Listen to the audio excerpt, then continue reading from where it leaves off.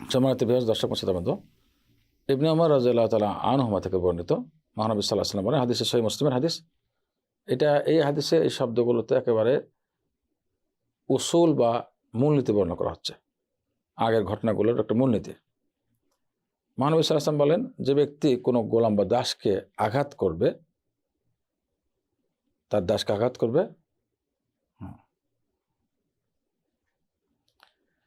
যে অন্যায়ভাবে আঘাত করেছে, এমন না যে অন্যায়ের শাস্তি স্বরূপ আঘাত করেছে, এমন না, প্রাপ্য শাস্তি বা এই অন্যায়ের শাস্তি হচ্ছে, যেমন নাকি বিভিন্ন কাজের শাস্তি বেত্রাঘাত আছে, এত বেত্রাঘাত বিভিন্ন পরিমাপে, যেমন ব্যভিচারের মতো কাজ করলে বেত্রাঘাত আছে, অবিবাহিত 100 বেত্রাঘাত কোরআনে আসছে।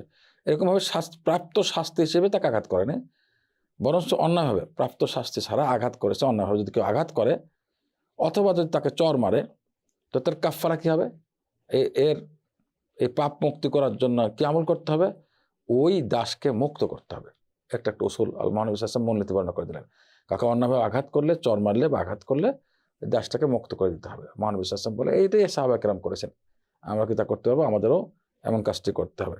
যেমন আজকাল তো গোলাম নাই, দাস নাই, দাসী নেই। যদি কোনো কর্মচারীকে অন্যায়ভাবে আঘাত করা হয়, তাহলে কি করতে হবে?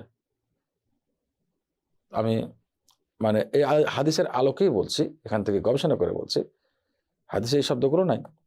তার মানে তাকে খুশি করার জন্য তাকে অন্তপক্ষে 1 মাস কাজ মুক্ত করতে হবে, বা 1 মাসের বেতন অ্যাডভান্স দিয়ে দিন যদি আঘাত করে থাকেন।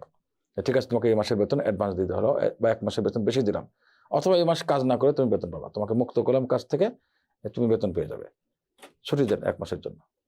এটা করতে হবে। এই জন্য সাবধান থাকতে হবে যেন এমন কাজগুলো আমরা কখনো না করি। আসসালামু আলাইকুম ওয়া রাহমাতুল্লাহি ওয়া বারাকাতুহু।